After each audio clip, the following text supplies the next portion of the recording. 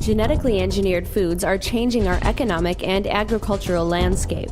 Over 90% of U.S.-grown corn, soybeans, canola, and sugar beets are now genetically modified. The rise in genetically engineered foods is becoming a growing concern for natural food growers, as the impacts are already creating superweeds and superbugs, organisms that have grown resistant to GMO herbicides and insecticides. New controversial genetically engineered crops about to be introduced include apples that do not turn brown when sliced, and genetically engineered salmon that grow much faster than wild salmon. Monsanto and other biotech companies assure us that genetic engineering will ensure global food supply and sustainability. But are the negative health and environmental effects of this technology being hidden from public view? It's time to expose the truth about genetic engineering.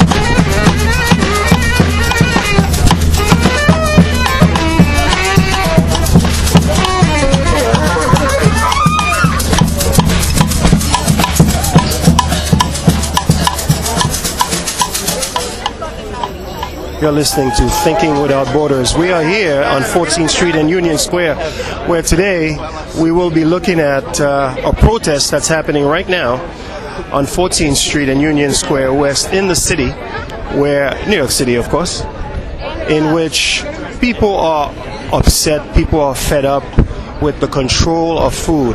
And in fact, this whole struggle today is against one particular company, Monsanto.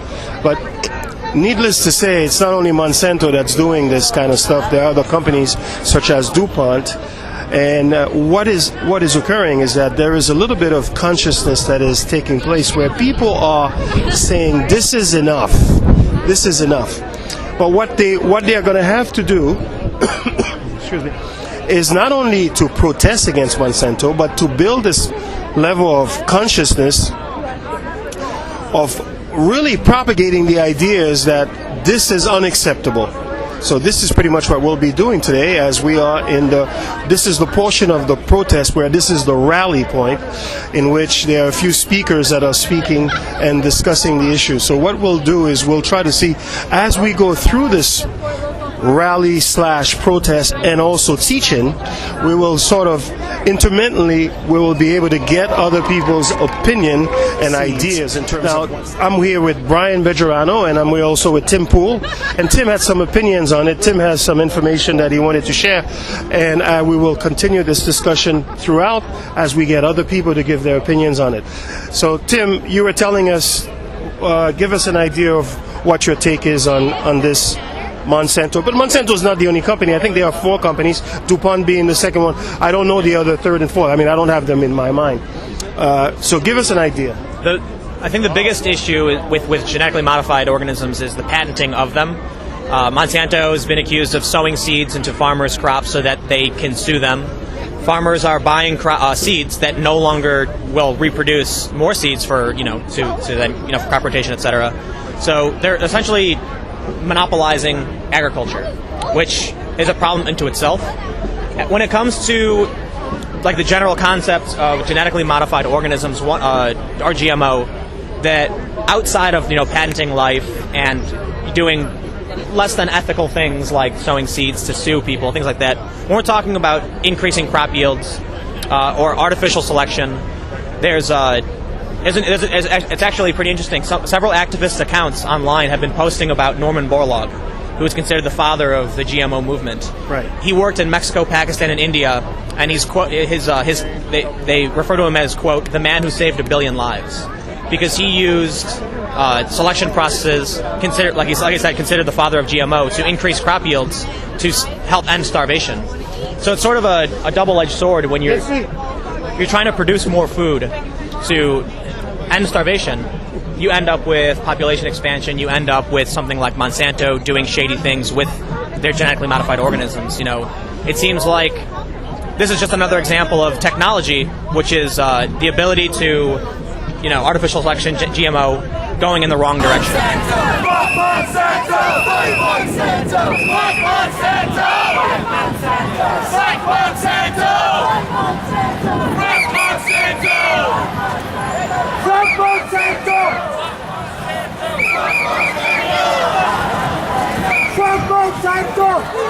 That India, there's been tens of thousands of farmers that have committed suicide. Are you aware of that? Yeah. And as to why?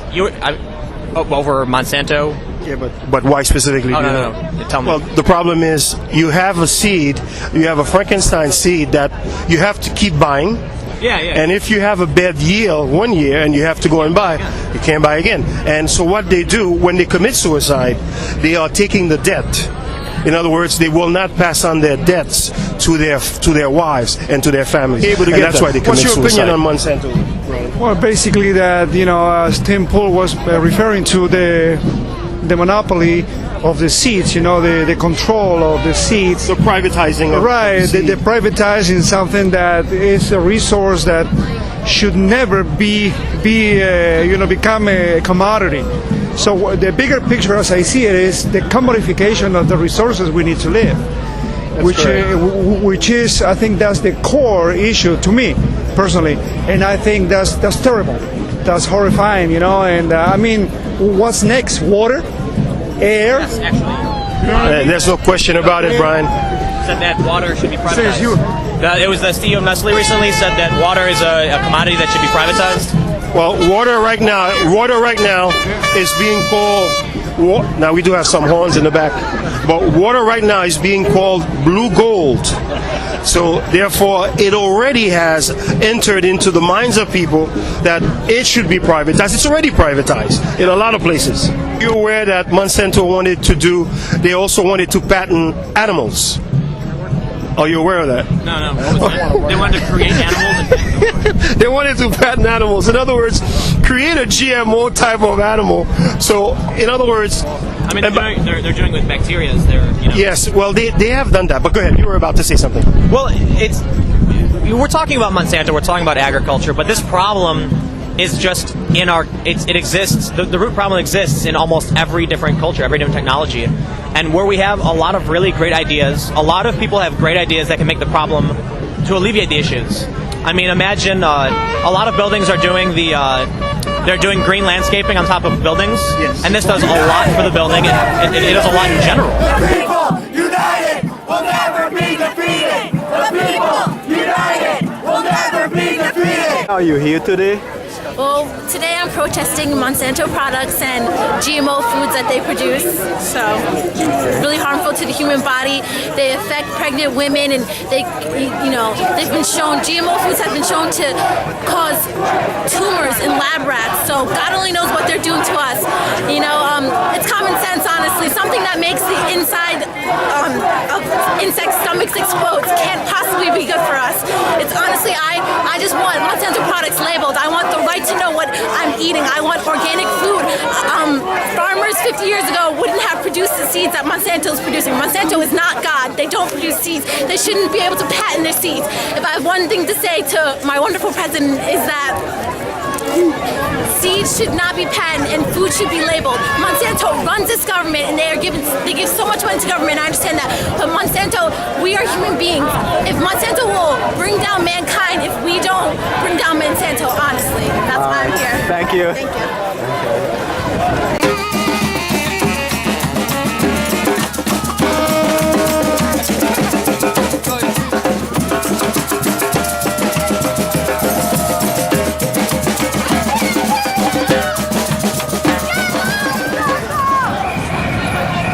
Monsanto!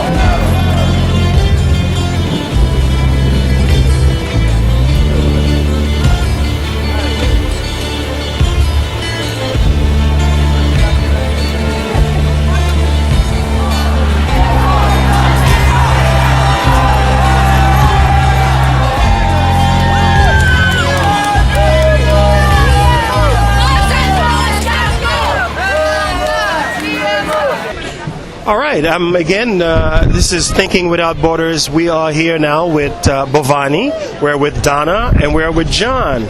So Bhavani is a person that not only she has a show on the internet, you have a show on a Progressive Radio Network, and also she's very active with foods in Long Island. So give people a background, and what is your take on this march as we move the conversation around? Well, I'm thrilled to see so many people here, rain or shine. It's really great. Last year I came out to a Monsanto march and there were 30 people and it was really depressing. So this is really, really wonderful. I'm happy to see so many people. Exponential growth. Yes, it's really catching on. Monsanto is absolutely corporate evil. And it is got to be stopped. So I'm really happy, really happy to see so many people here.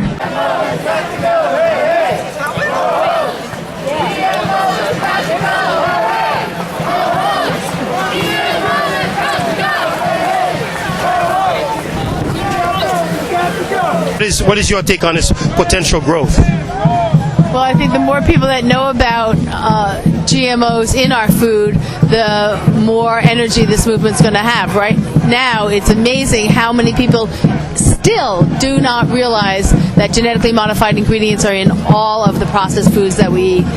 Someone at the march said 70%, but I actually think it's more like 80% of the foods in the grocery stores have genetically modified ingredients. And if you look at us as a experiment, the human beings in this country, our health has certainly gone downhill since the introduction of genetically modified ingredients. The explosion of allergies and food sensitivities and autoimmune diseases are prevalent everywhere. These GMOs get into our GI tract. They were talking about how the GI tract is, the research system from our health, and the GMOs get into the digestive tract and they infiltrate our bodies, and they're really making us sick, and people really need to know. With this movement, hopefully we'll get the labeling. The labeling is just one thing. I mean, I really think we need to stop it altogether, but at least labeling is the first start. First step.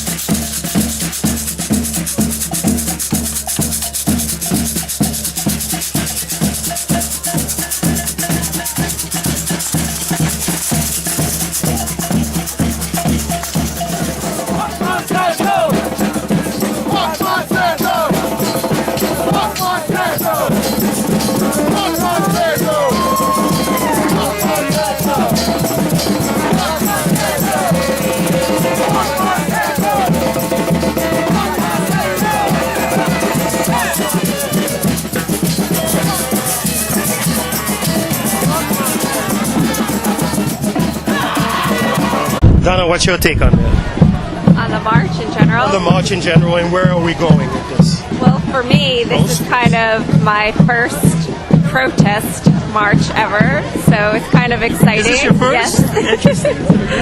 So I feel like a sense of empowerment as an individual and coming together with all these people out here. And I do feel like there is a change happening, there's an awakening happening in general, and I'm glad to be a part of it. Awesome. Oh, John. Yes. You've been a little bit, you're very conscientious about a lot of the things that's happening. How does that relate locally to what's happening here? I mean, how do you see people in your community? You're out in Jersey. Give us an idea of what's happening in that community, and then relate it back to us here. Well, I live close enough. I live close enough to New York, where New York is my community. It's a diverse community. I would say 90% of the people are completely oblivious to the fact that there are GMOs in their food. And I think the more important issue is, what does that mean? I mean, why is it bad that GMOs are in our food? And the fact is that not a lot of research was done going in before they implemented the GMO system and started putting them into the foods. People started eating them. The belief was that there's no way that the genetically modified organisms can transverse the gut to go into the body, and therefore they're totally harmless and they should be everywhere, and they help increase crop yields and everything else. And that was over 20 years ago. Over the years, it's become clear that the GMO organisms do enter the human body. They do have very pernicious health effects, and people are getting sick and people are dying, and they're not increasing crop yields, and they're depleting the soil, and the net result of GMOs, no matter where you look for them, is bad. Now, from a community perspective, it's extremely refreshing to see so many people here from every different type of background, because people are waking up and they want to make a difference, and you can only make a change if people show up. So that's a good thing. Do I see it in my community actively? Not really, but I see it here. Good. I want us to move towards solutions, right?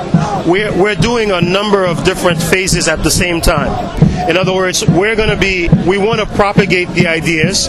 In other words, we want to use social media as much as possible to get the ideas out to many people. Sometimes people get bombarded with stuff and they just throw them out. But that would be the first approach. And the second approach is what you're doing right now. You're farming in your backyard.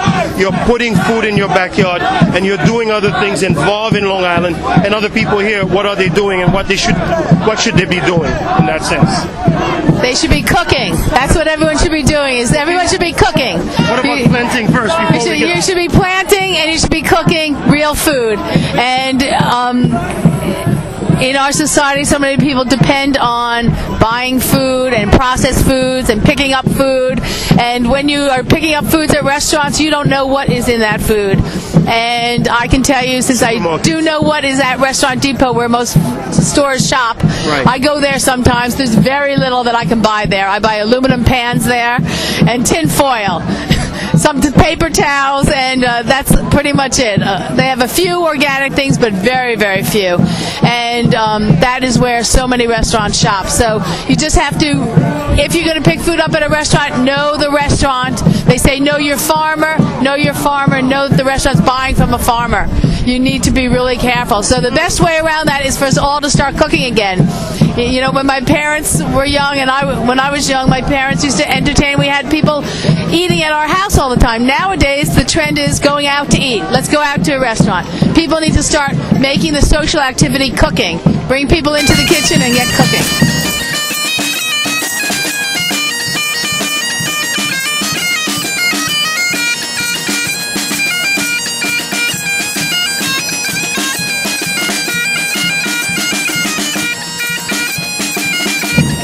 So Donna, you heard the question, right? The first thing is really looking at social media to propagate the idea. We know what's happening in the mainstream media, the control of media, those medias that are controlled by 6 major corporations, and limit the amount of information that can come in. So what can we do to propagate the ideas that's happening here today? And secondly, how do you see yourself getting involved in planting and cooking your own food, as Vani just said? Well, I think Facebook has proved, seeing all the people out today, to be a huge force in getting people together. I think all the marches across the United States and the world were basically done via Facebook.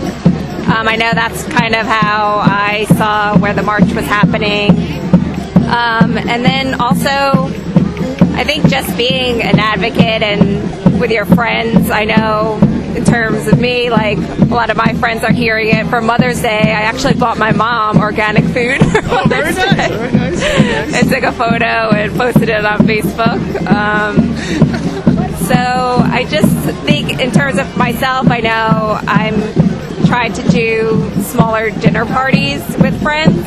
I'm lucky to have 2 great friends that taught me the art of cooking. Right. And I kind of try to pass that on to other people. No GMO, Monsanto has got to go. Hell no GMO, Monsanto has got to go. Hell no GMO, Monsanto has got to go. Hell no GMO, Monsanto has got to go. Hell no GMO, Monsanto has got to go. Now, one last thing, because I want to close with this, because until 2 weeks ago, before I spoke to Bhavani, I had no idea what the CSAs were, and I was able to sort of check that out.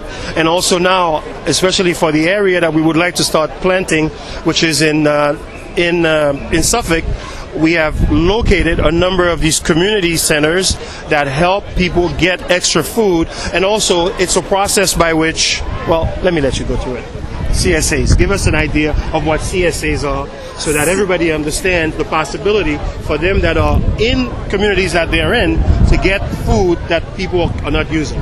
Okay, well, CSAs stands for Community Supported Agriculture, and it's a way for individuals to become a partner with a farmer and to buy a share into the farm ahead of time so that the farmers get the money up front so that they can purchase the seeds when they need it. And you are also willing to take in some of the risk that a farmer takes if the weather's bad or they have a blight, but at the same time, you're also going to reap the benefits if they have a really great crop. So if you are part of a CSA, you're part of a community of people that together work to support this farmer. Sometimes the farms have community days where you can help garden and plant and potlucks, and it's just a really community building opportunity. You can find your local CSAs by going to a website called localharvest.com and plug in your zip code, and you can find CSAs that way. But belonging to a CSA is just a wonderful way of knowing other people in your community also who care about their food. Company, they've been around for 100 years. They make weapons. They make biological weapons. And they sell it as food. And I'm gonna go join the marchers. Nice to see you, Angel. What we're doing here, we are in a protest march against Monsanto.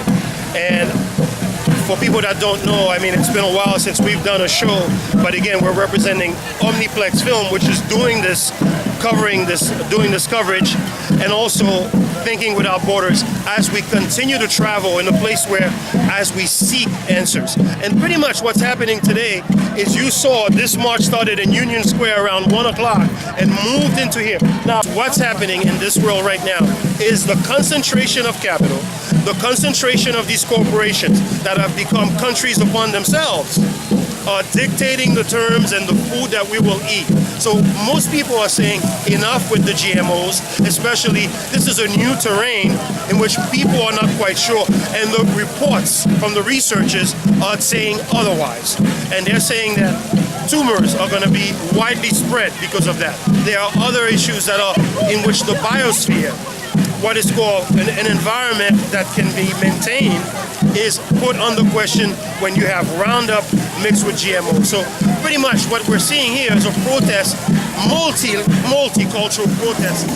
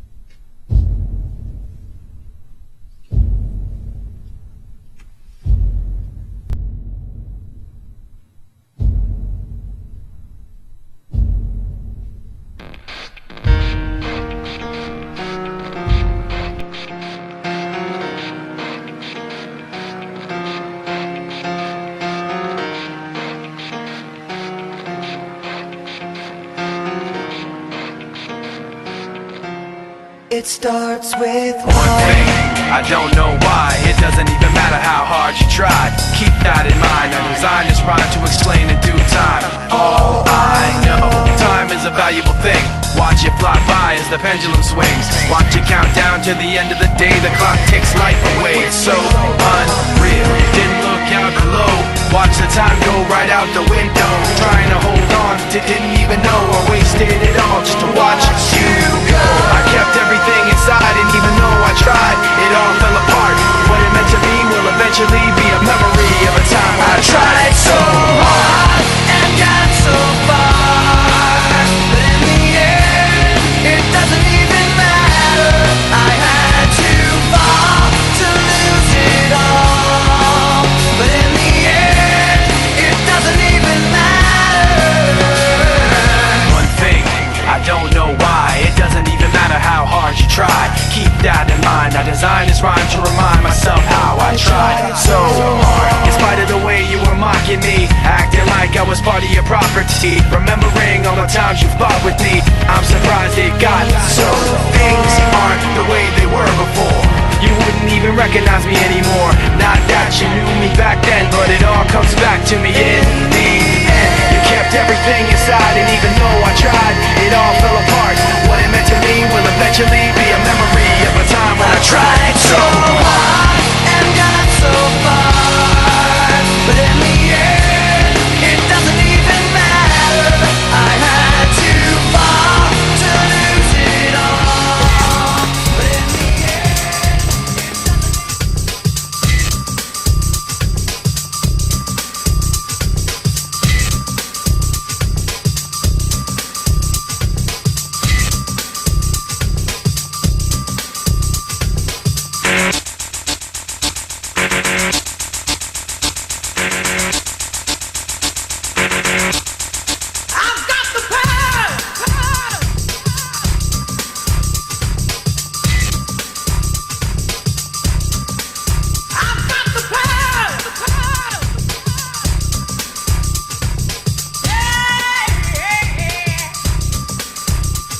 Like a crack of a whip, I snap attack, front to back, in this thing called rap. Dig it like a shovel, rhymes double on a heavily level. Bang the bass, turn up the treble. Radical mind, day and night, all the time. 714 lines, divine. Maniac, brainiac, winning the game. I'm the lyrical Jesse James. Quality, I possess some, say I'm fresh when my voice goes through the mesh of the microphone that I am holding. Copywritten lyrics so they can't be stolen. If they all snap, don't need the police to try to save them, your voice will see. So please, stay off my back or I will attack, and you don't want that.